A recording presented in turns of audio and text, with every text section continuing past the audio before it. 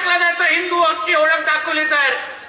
जात विचारत नाही, तू हिंदू आहे ना, जला डालो इसको. एवढं सोपं करतात. आणि आमच्या इथे किती लाख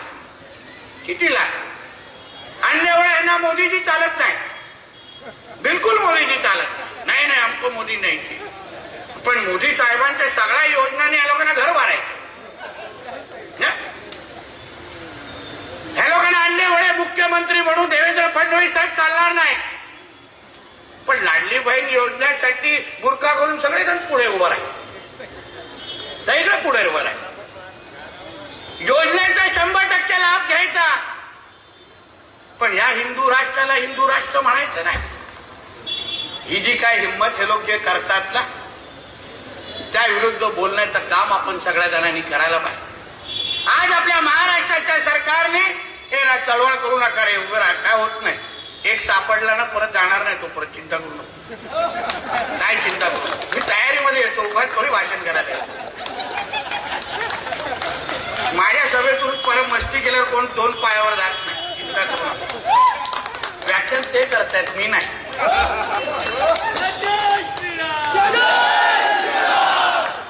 आणि म्हणून आपल्याला सांग, लव्ह जिहादच्या जे काही केसेस होतं, आपण महाराष्ट्र सरकार म्हणून आपण धर्मांतर विरोधी कायदा आपण आणलेला आहे. त्या कायद्याचा अभ्यास करा. 7 वर्षाची नॉन बेलेबल शिक्षा आहे, 7 वर्षाची. कोणी इथे हिरवा साप बडबड करत असेल, माझ्या हिंदू बहिणीकडे कोणी वाकड्या नजरेने बघत असेल ना, 7 वर्ष शुक्रवारी सिलेंडर उभं करू शकणार नाही. एवढी ताकद आहे त्या कायद्यामध्ये, एवढी ताकद आहे कायद्यात. अभ्यास करा आणि वापरायला शिका. तुमच्या आमच्या हिंदू बहिणींसाठी तो कायदा आणलेला आहे. फार विचारपूर्वक आदरणीय देवेंद्र फडणवीस साहेबांनी सरकार म्हणून तो कायदा तयार करून आणलेला आहे. म्हणून कोणी इथे हिंमत करू नये. लव्ह जिहादच्या नावाने अगर आमच्या कुठल्याही हिंदू बहिणींकडे कोणी वाकड्या नजरेने बघितलं ना, तर फक्त आम्हा लोकांकडे फक्त ती माहिती द्या. आणि कुठलाही अगर कोणी अधिकारी आमच्या या महाराष्ट्राच्या हिंदुत्वादी सरकारमध्ये असताना कुठलाही अधिकारी अगर त्या जिहाद्यांना मदत करायची हिंमत करेल ना, तर मग मंत्रालयावरून फोन वाजणारच, एक लक्षात घ्या. आणि तो फोन फार भारीवाला असेल, अवघड जाईल फोन. आणि म्हणून इकडे कुठलाही माझ्या हिंदू समाजाच्या माता भगिनी फिरत असताना कुठलाही अगर जिहादी, कुठलाही अगर हिरवा साप, कोणी अगर वळवळ करण्याची प्रयत्न कोण करेल, तर गाठ आमच्याशी एक लक्षात ठेवा. आणि ही धमकी देऊन इथून जातोय हे पण लक्षात ठेवा. धमकी देऊन जातो, कारण आम्ही लाड सहन करणार नाही.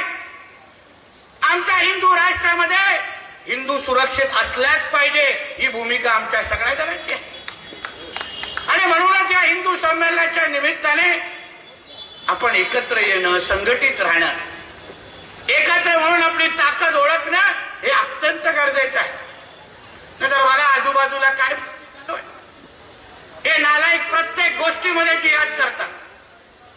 लव्ह जिहाद, लँड जिहाद, हलाल जिहाद, कॉर्पोरेट जिहाद, हे उठल्या बसल्या नुसतं जिहादसाठीच जन्माला घेतात. सकाळ ते पहिली श्वास ते शेवटच्या पहिली श्वासापर्यंत जिहाद शिवाय काही करत नाही. गजवा हिंदच्या अंतर्गत हे लोकांना 2047 पर्यंत या आपल्या राष्ट्राला इस्लाम राष्ट्र करायचं आहे. गजवा हिंदच्या अंतर्गत त्यासाठी दिवस रात्र हिंदूंना टार्गेट करणं, जिहाद करणं, कुठल्याही पद्धतीने हिंदूंची जनसंख्या कमी करायचे आणि या राष्ट्राला इस्लाम राष्ट्र करायचं, हे ह्यांचे मनसुबे. हिंदू एकत्र येऊनच आपण हाणून पाडू शकतो, हा संदेश तुम्ही या हिंदू संमेलनाच्या माध्यमातून घेऊन गेला पाहिजे. नाहीतर ह्यांची वळवळ अगर आपणच थांबू शकलो नाही, तर उद्या अगर आपल्या अंगावर हे लोक हे संख्येने अगर जास्त वाढले, तर तुम्हाला तुमच्या घरातली पण पूजा उद्या करायला देणार नाही. हे लक्षात ठेवून या भूमिका नजरेसमोर आण. घरातली पूजा तुम्ही करू शकणार नाही, हा भगवा झेंडा इथे लढवू शकणार नाही, डोक्यावरचा टिळा करू तुम्ही लावू शकत नाही, माता भगिनी डोक्यावर सिंदूर लावू शकत नाही. ही परिस्थिती हे लोक आपल्या देशामध्ये घेऊन येतील. तुम्ही बघा तर पलगामला काय झालं, त्या लोकांनी जात विचारली नाही, नाव विचारलं नाही, हिंदू आहे ना गोली मारो, एवढंच फक्त त्यांनी बघितलं. माता भगिनीच्या डोक्यावर सिंदूर आहे, गोली मार डालो, खतम कर डालो, एवढंच फक्त सांगितलं. तो नवानगर विरा रोड मध्ये बघा, तो एक नालायक जिहादी, तो सांगतो पहिला कलमा पडो, कलमा नाही पडला म्हणून त्याला वस्त्रा फिरवला हे लोक, म्हणून वस्त्रा फिरवला. मग आपण ह्यांच्याकडून कुठलाही व्यवहार करत असताना, खरेदी करत असताना, ह्यांना नोकऱ्या देत असताना, पहिलं हे लोकांना दुकानावर बसलेला कोडी असेल,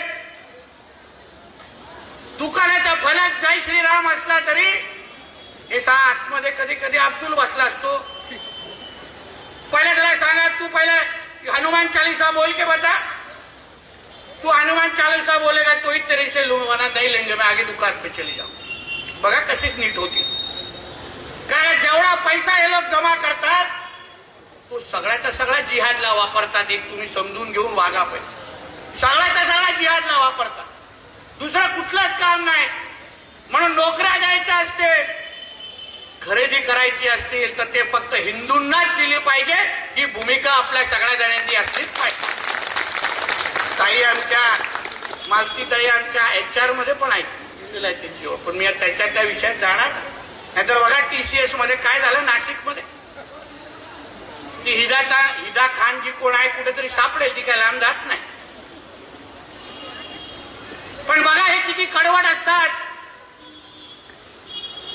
आपल्याला सांगितलं जातं कंपनी में स्कूल में इधर टीका लगाने का नाही, रुद्राक्ष घालायचं नाही. मग यांचे हिजाब कसे चालतात, यांचे बुरखा कसे चालतात? ज्या कंपनीमध्ये, ज्या दुकानामध्ये, ज्या शाळेमध्ये अगर टीका चालणार नाही तर बुरखा पण चालणार नाही. ही भूमिका आपल्या सगळ्या जणांची असते. जो नियम हिंदूंना लागतो तोच नियम बाकी धर्मांना पण लागला पाहिजे.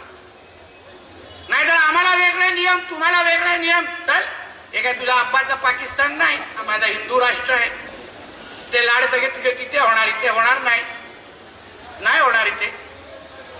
भाषेच्या निमित्ताने वाद होता, भाषेच्या काही काही राजकीय पक्ष आता उरलेले सुरलेले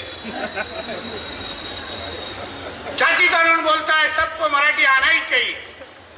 आमच्या रिक्षा चालकांना, आमच्या टॅक्सी चालकांना छाती ताणून फिरता नाही, मराठी आणायची आहे. अरे तुझ्यात दम आहे ना, जाऊन मदरसामध्ये जाऊन सांग पहिला मराठी शिकवायला. क्या पहले बोलो मदरसा में पहला मराठी सिखाने को.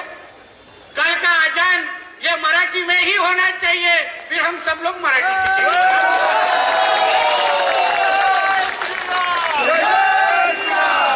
आणि आम्ही मंत्रालयामध्ये, आम्ही सत्तेमध्ये असताना कुठल्याही हिंदूला हात लावण्याची कोणी हिंमत करू नये हे ठणकावून इथून सांगून जात. कुठल्याच हिंदूला हात लावू नये. आज जे काय आमदार म्हणून, मंत्री म्हणून आम्ही तिथे बसलोय ना, अरे मी तीनदा आमदार आहे. मी हिमतीने सांगतो, मी हिंदूंच्याच मतांवर आमदार झालोय. मला कुठल्या मोहल्ल्यांमध्ये मत नाही. उलट हिंदुत्वादी विचाराची भूमिका घेतल्यानंतर माझं मतदान वाढलेलं आहे. 2014ला पहिल्यांदा निवडून आलो, 26,000 आहे. 19ला 29,000 आहे. आणि आता तर कडवट हिंदुत्वादी म्हणजे तोंडातून काही ठेवत नाही, तेव्हा 58,000 निवडून आलो. 58.